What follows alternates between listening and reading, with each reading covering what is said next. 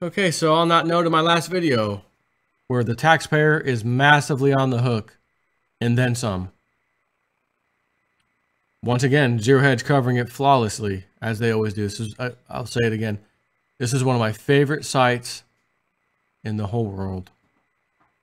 They are so on top of everything that's happening. Zero Hedge for president, okay? Seriously. 40% of the Federal Reserve's interest on what they call excess reserves is paid to foreign banks. I want you to think about back when TARP funds, bailout, too big to fail happened, and they got all this money, and they didn't lend it out to you and I. They didn't just take it, no, we'd lend it out to everybody. No, they held it. They held it. Then they parked it essentially back at the Fed. They got it at near zero interest rate to borrow to begin with. And I'm talking enormous amounts of money, as you know. And then parked a bunch of it back at the Fed to earn like 1% back. Well, if you're only paying a quarter of 1%, that means 3/4 profits coming back to you. Wouldn't it be nice if you or I, or a company we ran, could, you know, hey, Fed, can we borrow like 100 billion? We're going to put it right back with you, and we're going to earn 1%, nearly 1%, 0.75% in interest, roughly speaking here, on $100 billion. Oh, that's a nice chunk coming in every month, every year, right? Oh, but but wait, there's more. Not only are we doing it with our banks here, but we're doing it with foreign banks. Meanwhile, we all got to pay interest on the debt and everything else. They get to park money that was essentially given to them, all of them, park it back at the Fed and earn interest on it. Well, who's paying the interest? Where's the interest coming from? I want you to take one guess where. You're looking at it, and look at yourself in the mirror. There's your answer. 40% of the Fed's interest on excess reserves is paid to foreign banks. Even as both the Fed and Wall Street are gripped by a raging debate over when, how, and how much the Fed should shrink its balance sheet, $4.5 trillion balance sheet, most appear to be ignoring the $2.1 trillion elephant in the room.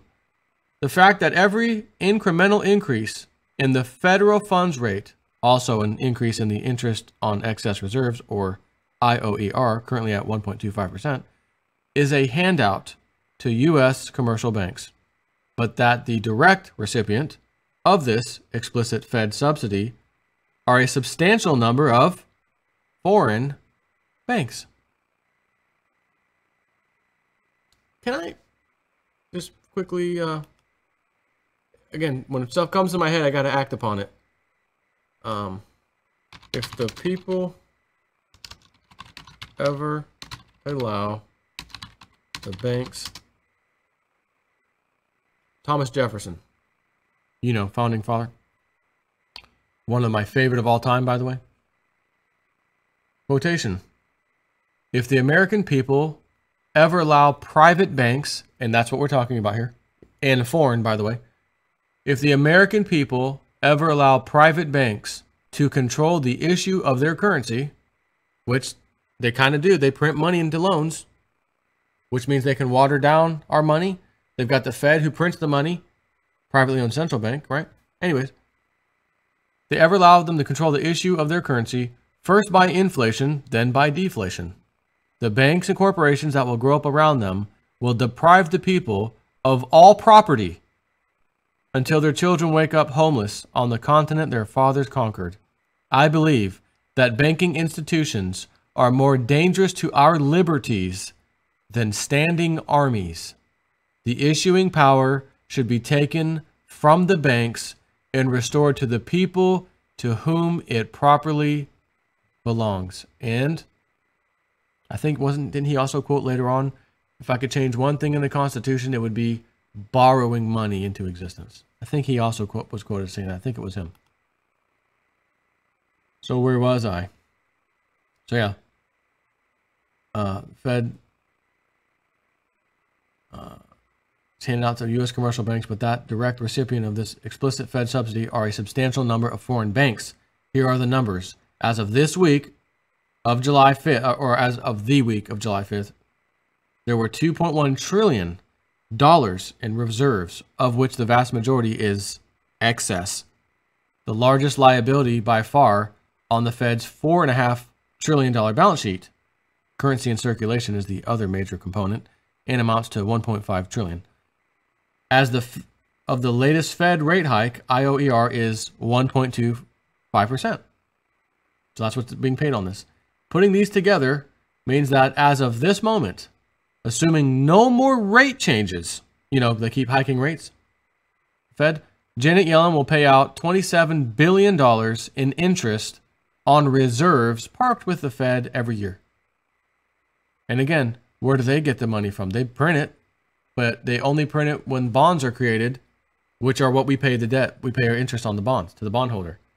So one way or the other, that $27 billion every year is going to the bankers for putting money that they were essentially given by the Federal Reserve in the first place back with the Federal Reserve. And if Janet raises another 0.25%, and it's 1.5, another quarter, and it's 1.75, and then maybe another one, and it's 2.0. That 2.0, not quite, but would be almost double the interest, right? 1.25, technically be 2.50 would be double, but you get the point. So this much is known. What is less known, however, is the holding composition of these reserves, i.e., which banks have parked these $2.1 trillion in reserves with the Fed, courtesy of the Fed's H8 statement. However, we can quickly figure it out. Recall that as we showed first all the way back in 2011, which they link if you want to see it, the total cash on the books of commercial banks with operations in the U.S. tracks the Fed's excess reserves almost dollar for dollar. More importantly, the number is broken down by small and large domestic banks as well as international banks. It is the last number that is of biggest interest because now that Congress is finally scrutinizing the $4.5 trillion elephant in the room, i.e. the Fed's balance sheet, it may be interested to know that approximately 40%, or $838 billion as of last week's data, in reserves is parked at the Fed, and that belongs to foreign banks. While we'll reserve judgment, they say, and merely point out that of the 100 or so billion in dividends and buybacks announced by U.S. banks after the latest stress test, a substantial amount comes directly courtesy of the Fed, cash that ultimately ends up in shareholders' pockets. We will note that the interest the Fed pays to foreign banks operating in the U.S. who have parked reserves at the Fed amounts to $10.4 billion annualized as of this moment. This is a subsidy from the Fed, supposedly an institution that exists for the benefit of the U.S. population, going directly and without any frictions to foreign banks who, just like in the U.S., then proceed to dividend and buybacks these funds, returning them to their own shareholders, most of who are also foreign individuals. While the number appears modest, it is poised to grow substantially as the Fed funds rate, the interest rate, is expected to keep going up, ultimately hitting 3% according to the Fed. So that 1.25% we're paying on now, guess what's going to happen when it's 3.0? Guess who's going to be paying it? You. Me. Indicatively, assuming excess reserves remain unchanged for the next 2 to 3 years and rates rise to 3.0, that would imply a total annual subsidy to commercial banks amounting to $65 billion, of which $25 billion would go to foreign banks every year. We wonder if this is the main reason why the Fed is so desperate to trim its balance sheet as it hikes rates, as sooner or later, someone in Congress will figure this out. And as a tangent, considering that the cash at U.S. banks, most of which is parked at the Fed as reserves, amounts to just under $1.5 trillion. We wonder why the Fed does not simply cut off foreign banks' eligibility for its generous IOER subsidy and make its balance sheet eligible only to U.S. banks. It would slash its bloated balance sheet by over $800 billion overnight. Oh yes, that may actually test the widely accepted theory that banks outside the U.S. are, quote-unquote, safe. They need to be propped up too. Spanish bank failed. 2 banks in Italy the other day failed. And the Fed's helping all these people out. Again, wouldn't we like to have that money? Matter of fact, I wouldn't mind just not paying taxes on it, to be quite honest with you. It's no wonder I got an IRS letter here, today.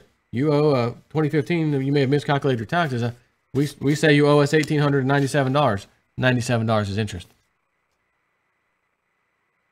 Can you just ask Janet? I hate to be rude. Whoever can I talk to somebody at IRS? I hate to be rude, but actually I don't think I'm being rude. Can you just ask Janet Yellen to cover that for me? She's been sending tens of billions of dollars every year to banks for just letting their money sit here. Money that's mine and yours too, actually, whoever I'm talking to on the phone. And all my subscribers and everybody in this country. Can you just take it out of that? Because we shouldn't be paying that at all. And this is a measly $1,800. And by the way, anybody else you sent these letters to, I doubt it's $69 billion worth. Can you take it out of that fund? Thanks. No, we're going to come after you. We'll kick your door down and get our money from you. And on that note, I'm going to go ahead and cut a check. I'm going to go ahead and cut a check here shortly. IRS, $1,897. Check's in the mail, baby. Check is in the mail. I'm out.